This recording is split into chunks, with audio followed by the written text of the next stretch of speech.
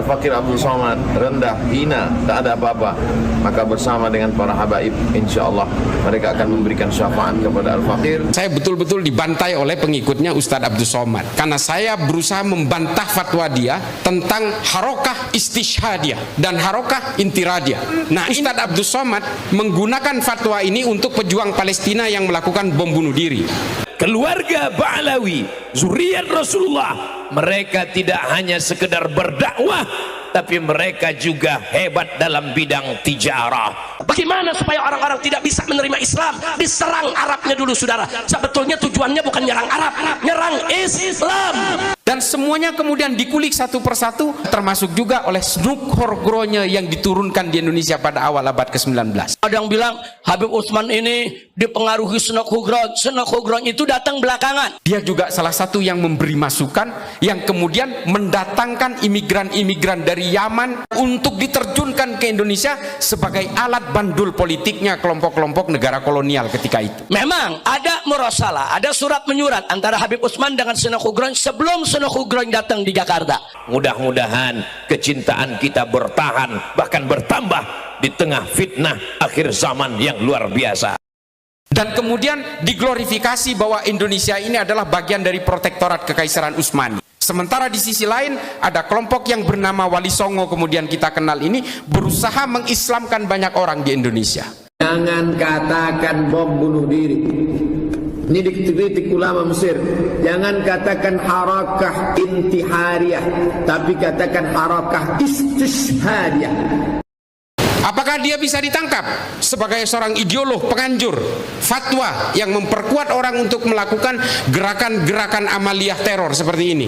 Bisa sebenarnya. Menyambung silaturahim dengan zuriat Rasulullah SAW lebih aku sukai daripada menyambung silaturahim dengan keluargaku sendiri. Harakah intihariyah, gerakan bunuh diri, itu pers barat yang mengatakan. Yang betul adalah harakah istishhadiyah, gerakan mati syahid. Abdul Somad yang harus sadar, ini kan membahayakan umat, Pak. Saya bantah itu. Ini kan bahaya. Dia menghalalkan orang pelaku bom bunuh diri. Kalau zaman Rasulullah pakai pedang terjun ke tengah-tengah orang kafir katanya. Dan dia juga menyalahkan orang karena itu dianggap sebagai bom bunuh diri. Katanya ini itu bom jihad katanya. Kan bahaya pemikiran seperti ini. Ini loh kalau kebanyakan ceramah tapi sambil memelihara Harley Davidson. Banyak orang mengajak bersolawat, mengajak berzikir, mengajak sholat, tapi tak banyak yang bisa melakukan nahi mungkar seperti yang dilakukan Sayyidi Al-Habib Muhammad Rizik Syihab. Hari ini tujuannya bukan hanya nyerang Ba'alwi. Begitu Ba'alwi hancur, besok semua kiai dihabisi, saudara. Ini kayak gini-gini, ini kan upaya pemecah belahan semua. Belum dari kalangan oknum habaib. Pak, kalau berbicara tentang penghormatan kepada habaib, hanya ulama NU yang menyuruh kita itu untuk menghormati para habaib. Di negara lain biasa aja tuh ketemu habib.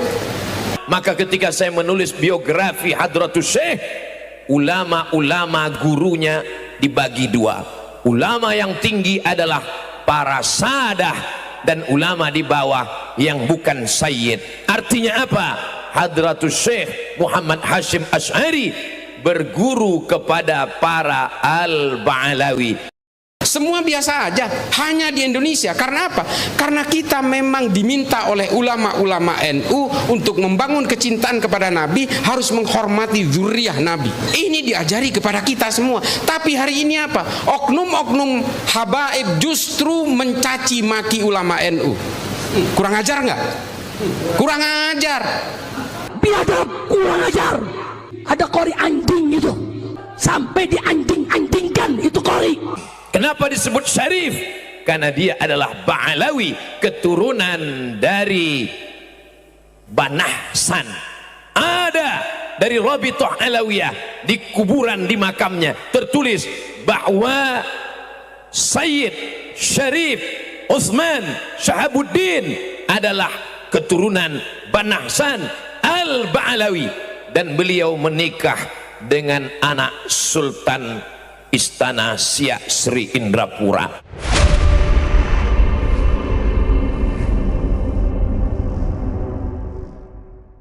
Habib Utsman pengkhianat atau pejuang? Pengkhianat. Pengkhianat atau pejuang? Pengkhianat bangsa. Pengkhianat atau pejuang? Itu pengkhianat besar. Habib Utsman bin Yahya adalah pejuang. Beliau adalah mujahid. Beliau justru menyelamatkan umat Islam di saat-saat genting, saat umat Islam dijajah oleh orang-orang kafir, saudara. Di sisi lain, orang-orang kolonial mendeploy, mengerahkan berbagai kelompok misionaris sama seperti yang diterjunkan di India, yang kemudian menciptakan berbagai kelompok enklav-enklav perbedaan agama di India, yang dilakukan oleh East India Company, dan di Indonesia dilakukan oleh VOC. Sama polanya. Oh, ini ada potensi kegaduhan. Ini nanti umat ribut. Dia stop, bukan dekipasi, saudara.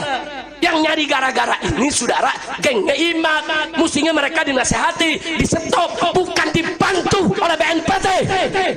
Dan semuanya itu adalah Al-Ba'alawi, Al-Faqihil Muqaddam. Mereka adalah zuriat Rasulullah sallallahu alaihi wasallam. Habaib-habaib yang arogan, ini mohon maaf, saya membedakan antara habaib dan kelakuan. Ini kan persoalan moral manusia, Pak. Manusia ini semua pendosa. Orang yang merasa paling suci itu paling sibuk menutup segala dosanya. Tempat tinggal saya memuliakan Al-Ba'alawi. Tempat saya belajar memuliakan Al-Ba'alawi. Ulama yang saya teliti memuliakan Al-Ba'alawi. Habib Utsman selama menjabat jadi mufti tidak pernah terima gaji dari Belanda. Nah, kemudian saudara, begitu Senok Hugrong datang, Senok Hugrong ini yang mengusulkan kepada Belanda untuk menggaji Habib Utsman. Kalau emang bukan Habib, jangan ngaku-ngaku Habib, itu bikin malu. Jul, jangan ngaku-ngaku keturunan Nabi, Jul ya. Banyak kok katanya kiai-kiai yang nasabnya itu disembunyikan. Halo, kalau emang Habib kenapa nggak dari dulu aja bilang Habib, udah kelar. Gitu. Kalau misalkan Sayyid, ya udah dari dulu aja panggil Sayyid. Ya memang disembunyikan, ada sebabnya. Kenapa? Ya karena perang lah, Beb. Ini sudah dari zaman dulu. Kalau ngaku sebagai zuriyahnya Wali Songo, ngaku ulama, ditangkap, dibunuh. Beda sama Njit Nyantum. Njit Nyantum itu kan teman akrabnya Senok Horgonye, sahabat baik Mufti Batavia. Dibayar tiap bulan 100 gulden sama Belanda, 1/7 gajinya Senok Horgonje. Ya, Habib Utsman memang ada kedekatan, tapi kedekatan itu sebatas beliau ingin menjaga masolihil ummah. Nggak ada fatwa Habib Utsman yang mengharamkan jihad, nggak ada, ya ikhwan. Saya nggak mau mencaci maki dia, enggak, tapi tolong ini diralat fatwanya, karena imbasnya kepada umat sungguh luar biasa, Pak. Saya pikir dia anti Wahabi, ternyata nggak juga, sama kelakuannya. Saya itu anti Wahabi karena dia menganjurkan kebencian dan mengkafir-kafirkan orang lain. Ternyata ini sama. Ini yang saya maksud dengan upaya memecah belah kalangan Nahdien dari dalam. Yang mencaci maki saya karena saya melawan dari fatwanya UAS ini siapa? Orang-orang Madura juga, orang-orang NU juga, coba bayangin. Kalau sekarang lagi heboh hiruk pikuk begal nasab, tidak terjadi dan tak berlaku di bumi Lancang Kuning Riau. Karena cinta kita kepada kakeknya, darah mereka mengalir dalam cucunya. Mudah-mudahan kecintaan kita para habaib zuriat Rasulullah kita mendapatkan syafaatnya insyaallah. Enggak usah Anda percaya dengan fitnah macam-macam, omongan macam-macam. Ustaz Abdul Somad HTI, Ustaz Abdul Somad Wahabi, nggak ada. Ini ada Sunnah Jamaah ini semuanya. Jangan percaya. Apalagi habaib ini Yahudi, jangan percaya. Mengapa mereka kemudian berusaha mengacak-acak kita dengan bandul politik yang disebut dengan the shifting strategy of global game ini?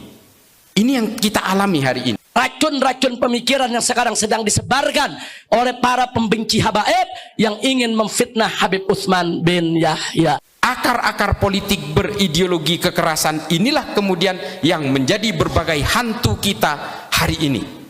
Dari berbagai kerentanan-kerentanan agama yang dijadikan sebagai tunggangan-tunggangan politik untuk mencapai tujuan kekuasaannya. Siap serbu istana, siap serbu istana, siap ambil alih kekuasaan. Takbir, siap berjihad, siap berjihad. Terciptanya Al-Qaeda, ISIS, dan berbagai organisasi teror di Indonesia, JI, JAD, JAK, JAT, JAS, MMI, MIT, MIB, NII, Hilafatul Muslimin.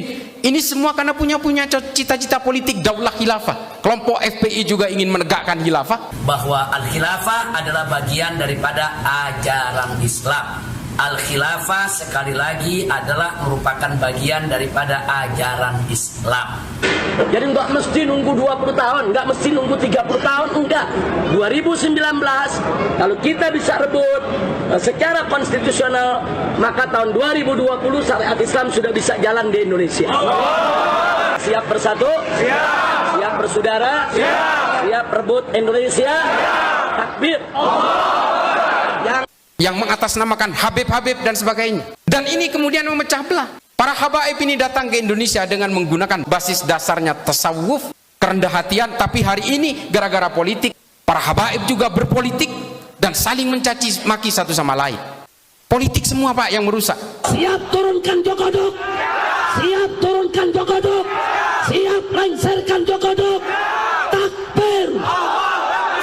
Makanya kemudian pemecah belahan itu terjadi di sini. Semua bermain. Dan kita semua hari ini orang-orang Islam yang betul-betul bego, mau aja dikasih infiltrasi ideologi semacam ini. Mereka merasa ingin memberdayakan, ingin menjayakan Islam, padahal mereka sedang dalam jebakan Batman. Kami adalah majikan kalian. Kami adalah pemilik bangsa. Kami adalah pemilik kedaulatan Indonesia. Bahwa semua agama mengalami kerentanan kekerasan-kekerasan yang berbasis radikal, ekstrim, dan teror ketika mereka terlibat dalam kepentingan-kepentingan politik. Pertentangan-pertentangan politik ini kemudian membuat orang-orang Eropa, kolonial Eropa, membuat satu kesimpulan bahwa semua kelompok agama ini harus dijadikan mesin-mesin politik. Jadi jangan terlalu naif, ditambah-tambahin, didramatisir. Seolah-olahnya Habib Utsman nih dekat sama Belanda, dibayar Belanda, antek Belanda, fitnah. Bahkan Habib Utsman selama jadi mufti nggak mau terima gaji dari Belanda. Itu aja udah menunjukkan sikap saudara, ihtiyat, wara.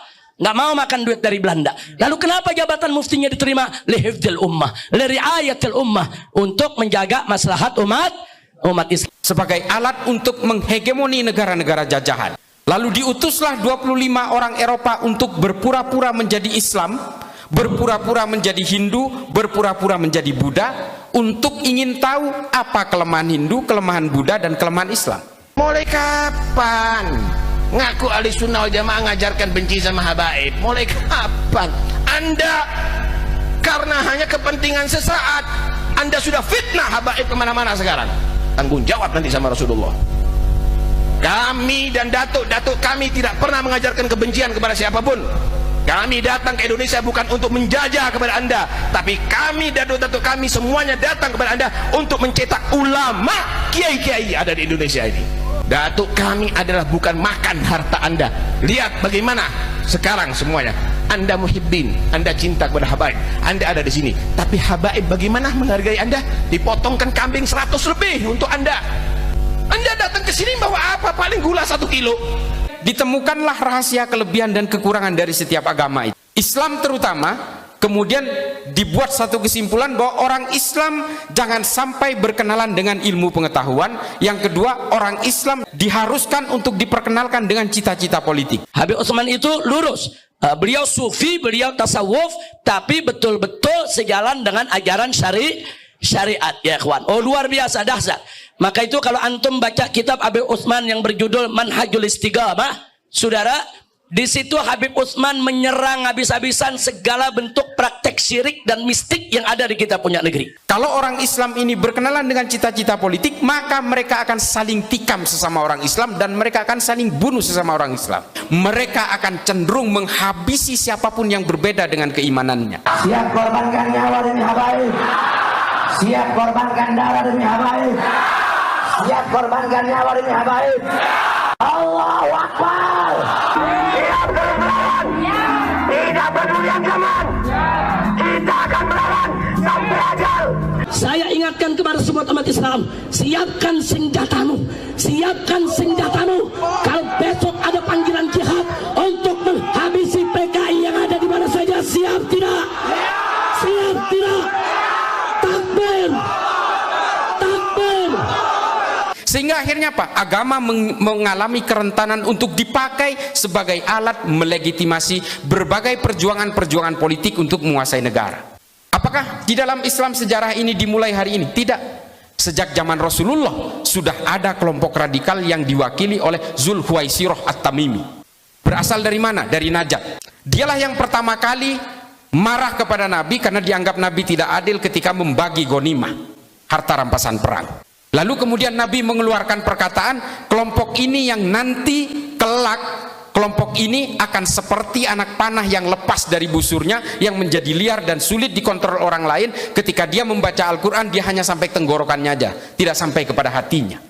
Maka kalian para pejabat, kalian para pemerintah, cukup sudah kalian tindas kami, cukup sudah kalian tipu kami, cukup kalian bikin kami sengsara dengan berbagai macam hal dan perkara-perkara.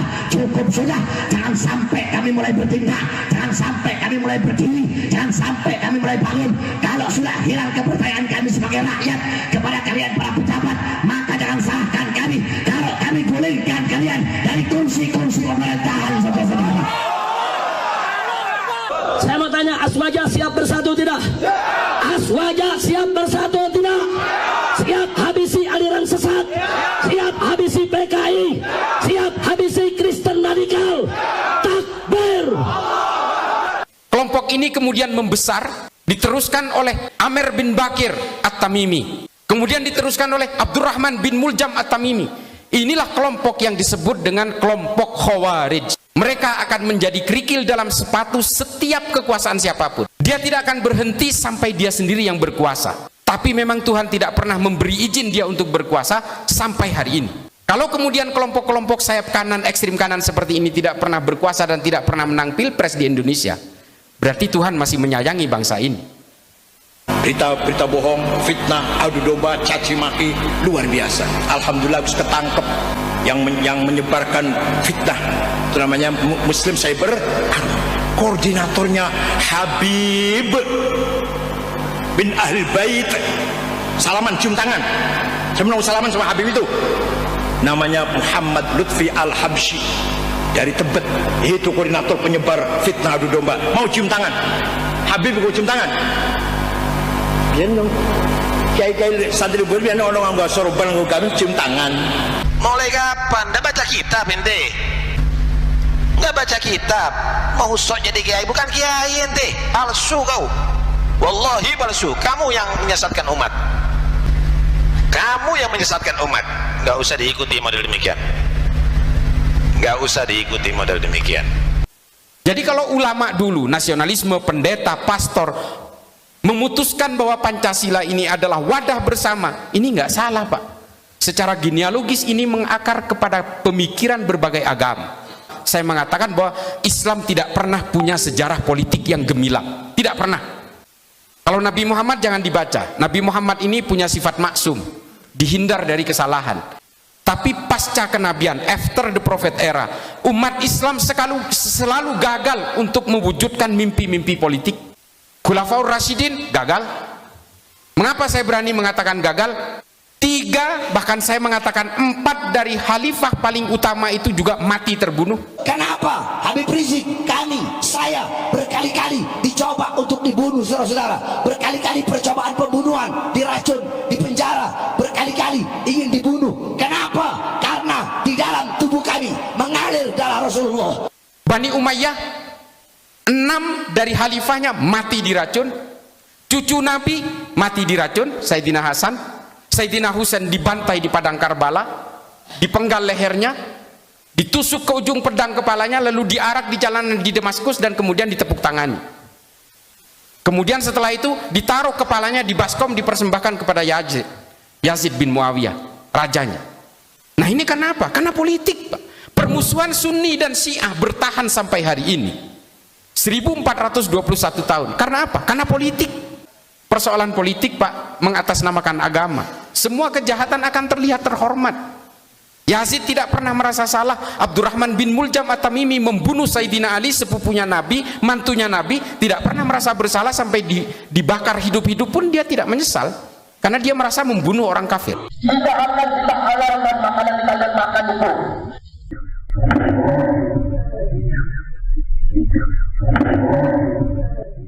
Kalian bikin saya susah, kalian bikin saya marah. Ini susah ini. Aku boleh surga, kalian cinta ini. Kalian langsung berapa semua.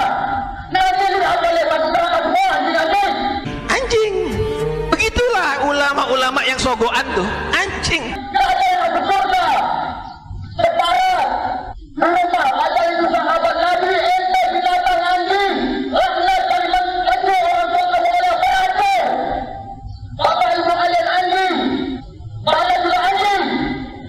Semua agama diturunkan oleh Allah, oleh Tuhan, ketika manusia sudah lalai dalam kemanusiaan dan kedamaian. Coba lihat sejarahnya. Nabi Muhammad juga mendobrak jahiliyah. Ketika orang lahir perempuan langsung dimatikan, dibunuh dan dikubur hidup-hidup. Kelompok ini sebenarnya adalah korban dari infiltrasi ideologi yang semacam ini. Korban dari tafsir-tafsir yang kemudian disalahartikan. Ayatnya satu Pak, tapi tafsirnya bisa ribuan. Kalau jenengan mau menasihati silakan. Tapi jenengan gestur kayak gitu terserah kayak nggak masalah. Kayak gitu terserah kayak nggak masalah. Bahwa akar genealogi semua kekerasan yang mengatasnamakan agama ini berawal dari kepentingan-kepentingan politisasi agama. Apel akbar masa Aliansi Kebangsaan dan Kebebasan Beragama memperingati hari lahir Pancasila di lapangan Monas berubah ricuh setelah dibubarkan paksa masa Front Pembela Islam. Kepanikan terjadi sebab masa FPI menyerang tiba-tiba menggunakan kayu dan lemparan batu. Mereka lalu membakar atribut milik peserta Aliansi Kebangsaan dan merusak truk pengeras suara. FPI berdalih penyerangan dilakukan karena masa Aliansi Kebangsaan mengusung isu Ahmadiyah dalam apel mereka.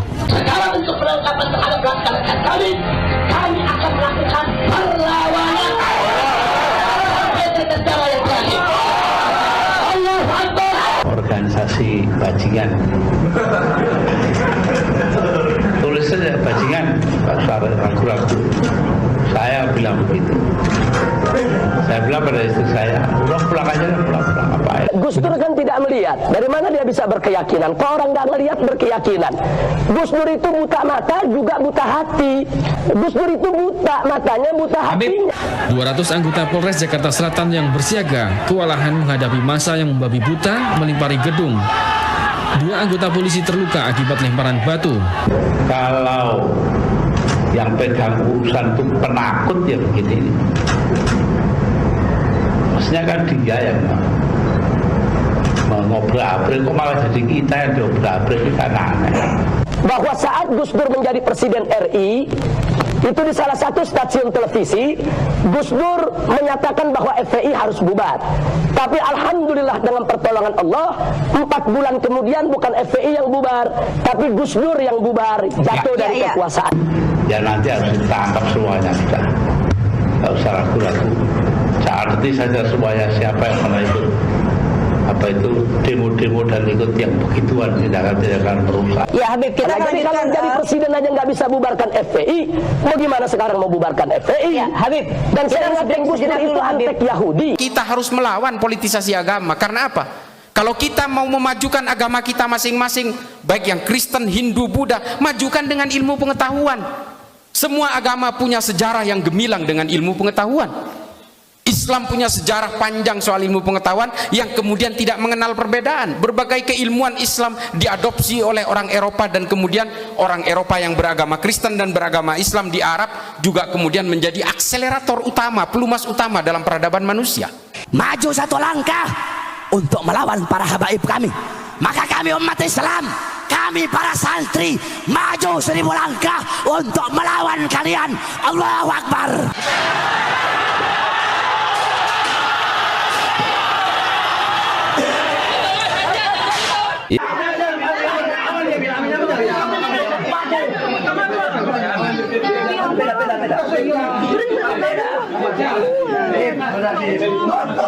Hati-hati Pak Jokowi, kalau sampai terjadi gerakan people power, maka Anda finish, Anda selesai, bahkan Anda akan pensiun dengan sangat terhina. Lalu dia mengatakan wajib seluruh umat Islam mendukung khilafah. Yang jadi rujukan adalah Imamul Hakim dalam Al-Mustadrak ala Sahihain. Saya udah baca kitab ini. Solusi penyelesaian umat ini hanya apa itu? Khilafah. Tegaknya khilafah, maka selesailah masalah. Takbir. Katanya disohehkan oleh Az-Zahabi. Justru Az-Zahabi yang mengkritik kitab ini karena dianggap Imamul Hakim itu menulis kitab ini dalam keadaan pikun. Kapan rahmatan lil alamin itu baru dapat diwujudkan? Bukan dengan kenabian, bukan dengan Al-Quran di tangan, tapi setelah tegaknya khilafatul nubuwwah. Ini loh, kita kadang-kadang betul-betul dikelabui oleh narasi-narasi dan dalil-dalil agama karena mereka memanfaatkan ketidaktahuan kita tentang literatur agama.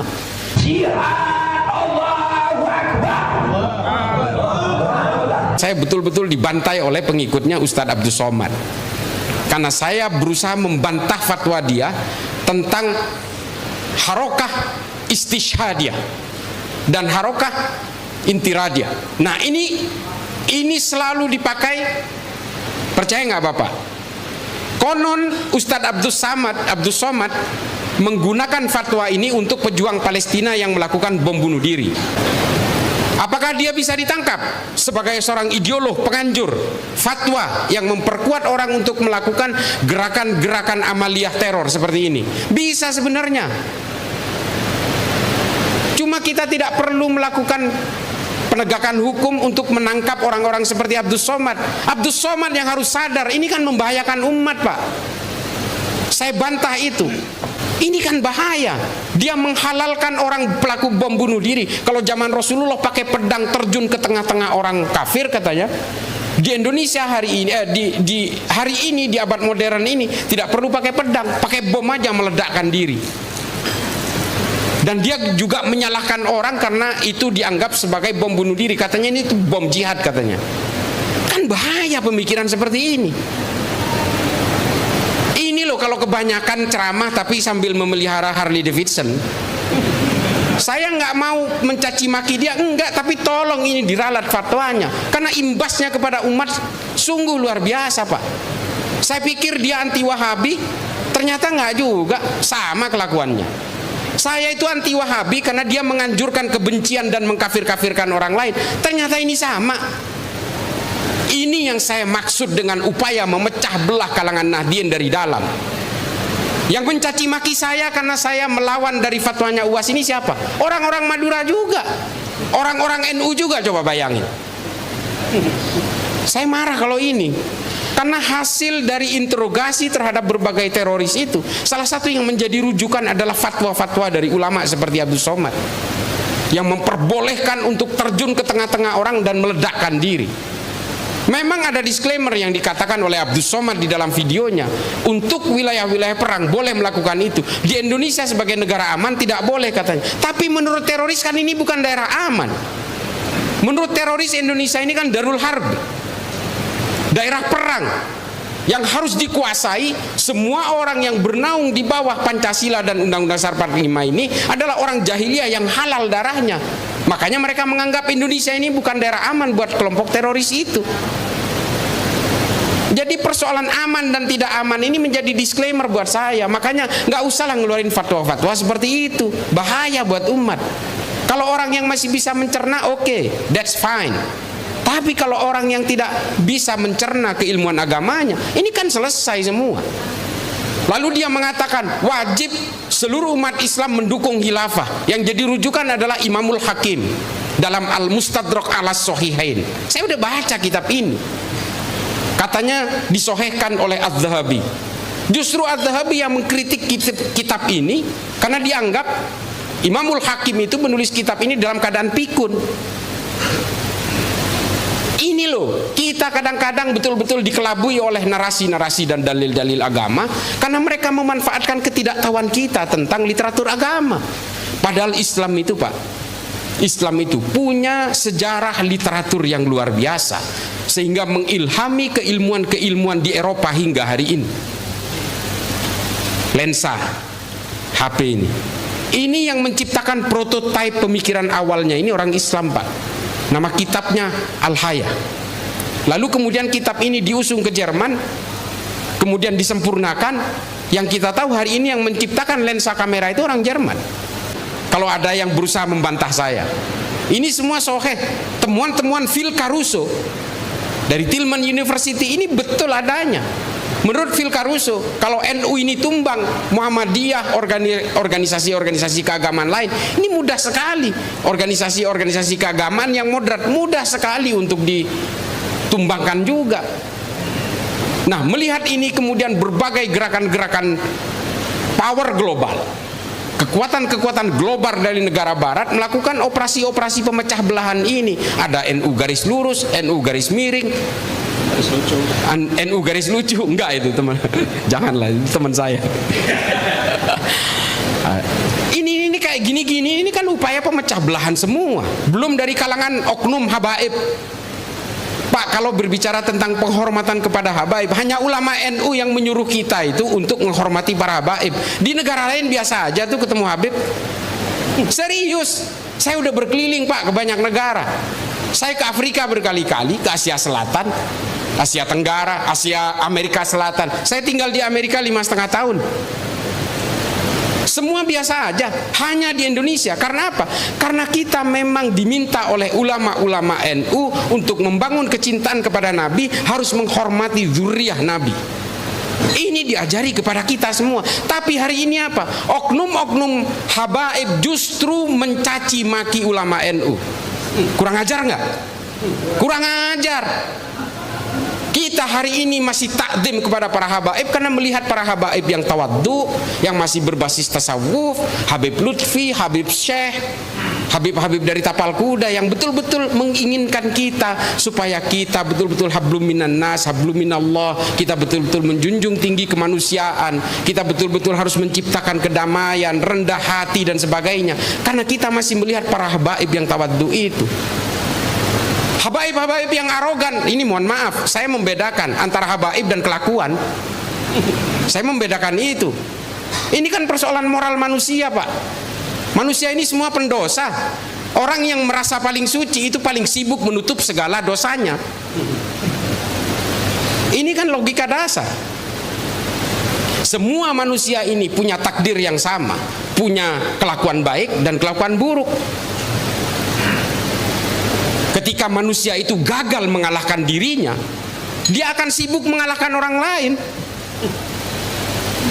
Ini loh, ini fihi ma fihi, ini Jalaluddin Rumi. Dan ini diajarkan oleh kiai-kiai saya karena berbasis tasawuf. Dan ketika orang merasa paling suci, dia pasti akan sibuk menutup segala celahnya, menutup segala cacatnya. Kita nggak perlulah merasa paling suci, kita ini nggak punya sifat maksum kok. Kita bagaimana caranya kita menghargai manusia lain? Kita menghargai dan membentuk perdamaian di antara seluruh umat manusia. Ini kan ajaran-ajaran kitab NU, Al-Mujalasah wa Jahirul Ilmi. Irsyadul Ibad juga menulis itu, bahwa kita betul-betul harus bertumpu kepada kemanusiaan. Habib Ali Al-Jufri, Al-Insaniyah Qabla Tadayyun, itu mengatakan sebelum kamu mengenal agama, kenali dulu kemanusiaan. Kalau enggak, kamu itu akan arogan. Arogannya akan mengalahkan konsep-konsep ketuhanan. Kamu akan merebut wilayah-wilayah ketuhanan. Kamu akan sombong karena agamamu. Ini Habib Ali Al-Jufri. Dan diterbitkan dalam berbagai bahasa. Al-Insaniyah Qabla Tadayyun, Humanity Before Religiosity. Saya punya dua, versi Arab sama versi bahasa Inggrisnya. Dan gak ada yang menerjemahkan ke bahasa Indonesia. Saya heran juga, padahal buku ini luar biasa ini. Cuma 21 halaman. Silakan baca, Bapak Ibu sekalian. Mungkin ada yang udah baca. Kita ini kan semua beragama karena keturunan, Pak. Bapak Ibu sekalian, Pak, para kiai, mohon maaf.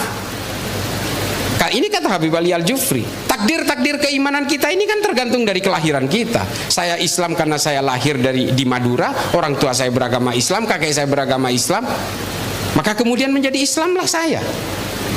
Kalau saya lahir di Manado, wah kulit saya putih Pak, kinclong ini, glowing. Dan mungkin agama saya Kristen. Nah, karena kelahiran-kelahiran yang kemudian merunut kepada keimanan-keimanan inilah, oleh kata Habib Ali Al-Jufri, kita harus menghormati orang meskipun keimanan itu tanpa kompromi, tapi dalam soal kemanusiaan kita tidak boleh berkompromi dengan apapun.